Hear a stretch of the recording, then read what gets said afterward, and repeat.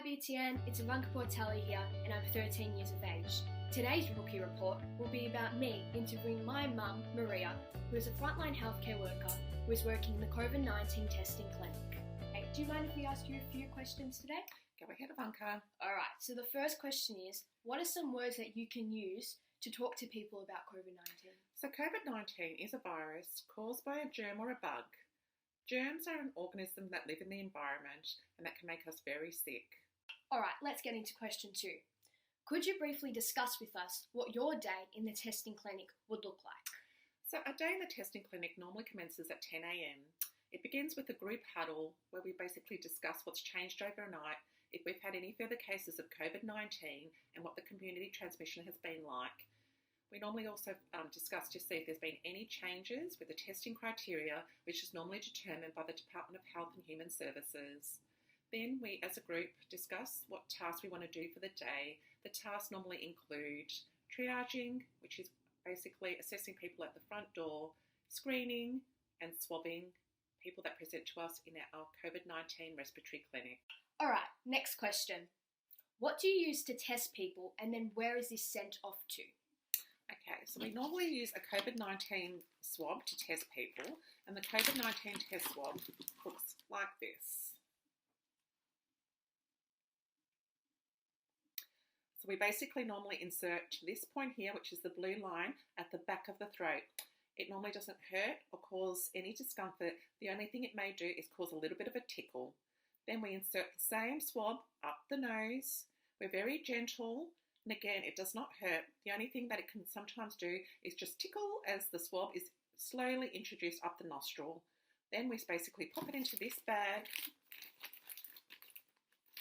and we send it off to the laboratory for testing, which normally takes 3 to 5 days for the result to come back. Now, what PPE safety gear are you equipped with? So our PPE safety gear normally consists of a hairnet, which we normally put on when we come into the clinic. We also don a P2 or an N95 mask, our face shield. We also pop on a gown and gloves, and we're very vigilant with our hand hygiene. Okay, now this next question is an important one, and that question is, what's your advice to young people when they're feeling a little bit worried about COVID-19? Okay, so my best advice is if you're feeling anxious, confused or frightened, particularly at this very uncertain time, the best thing for you to do is to sit down and talk to mum and dad or talk to your closest friends or family that you have around you at the time. Okay, so for our final question of this interview, and that is, do you have any health advice for people during COVID-19? So the best health advice that I have for people during COVID-19 and how to avoid spreading the virus is to wash your hands regularly.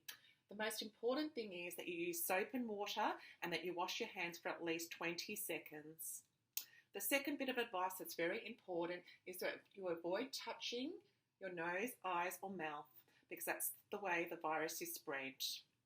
The third advice I have is make sure you cover your mouth and nose when coughing or sneezing, and if you can't do that, to make sure that if you do need to cough or sneeze, that you basically cough into your elbow. Okay, what is your final message to BTN viewers today?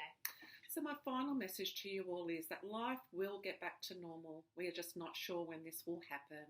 So in the meantime, the best thing that we can do is to be kind to ourselves, be kind to others, as we are all in this together, but we will get through this. Thank you for your time today. It was really helpful in providing insight on coronavirus, life in the testing clinic, and providing messages of inspiration and hope. So thank you. No problem. That's all from us today. Bye BTN.